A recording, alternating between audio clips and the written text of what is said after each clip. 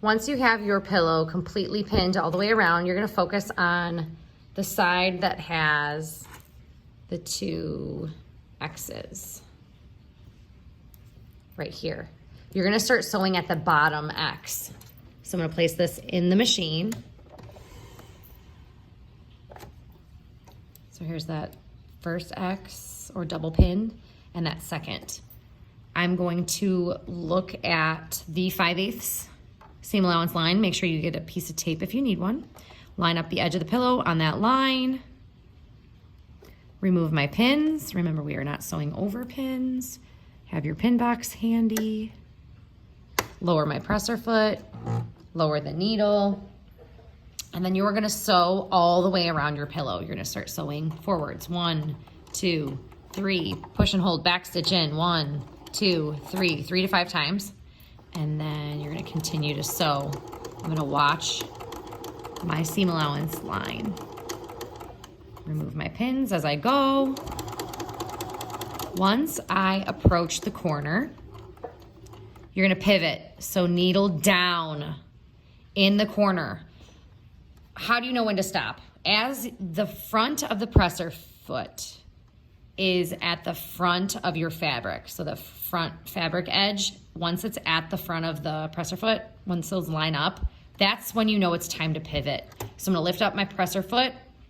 Notice the needle is down so I can rotate my fabric easily. And then once I rotate my fabric, I can look and see, is my edge of my fabric, is it lined up with the 5/8 line? If it's not, if it's too far over, you can just rotate your fabric back and then sew one more stitch forwards using your hand wheel. So that way, you sew one more stitch. So that way when you do rotate it, it's lined up. Let's say you've sewn too far, then just back stitch. So push and hold, go back a couple stitches, and then make sure the needle is down before you lift up and rotate. If you don't have the needle down, what's gonna happen is you're gonna have a hole in your pillow in that corner. So once I know I'm lined up, I'm going to continue sewing. You don't have to back stitch unless you kind of messed up on that line of stitching.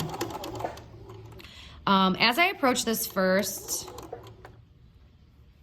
seam that I've pressed open, I'm gonna lift up my presser. Oh, that's what you don't wanna do. Make sure your needle is down if you ever lift up your presser foot. I'm gonna sew a little bit more, presser foot down, or I'm sorry, needle down, lift my presser foot up. Make sure that as you're sewing, I'm gonna remove that pin, that these don't get flipped up. And that in front, you wanna just fold that flat as you sew over. This can be a little tricky because you're watching this 5/8. And we wanna make sure that these are flat.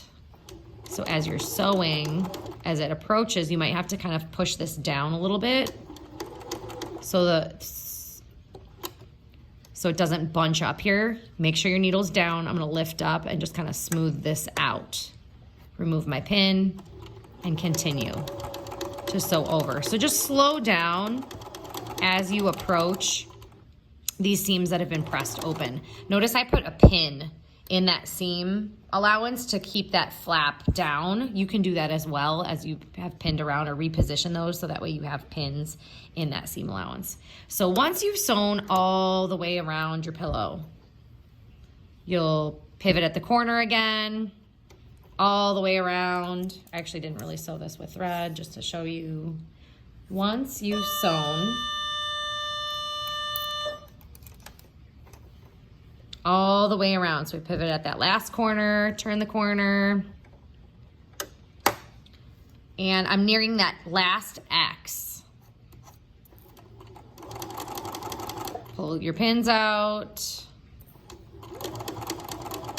push and hold your back stitch in 3 to 5 times, lift up your presser foot, remove your fabric, cut your threads, and then go back and trim up any of the other threads that you have loose dangling off the pillow.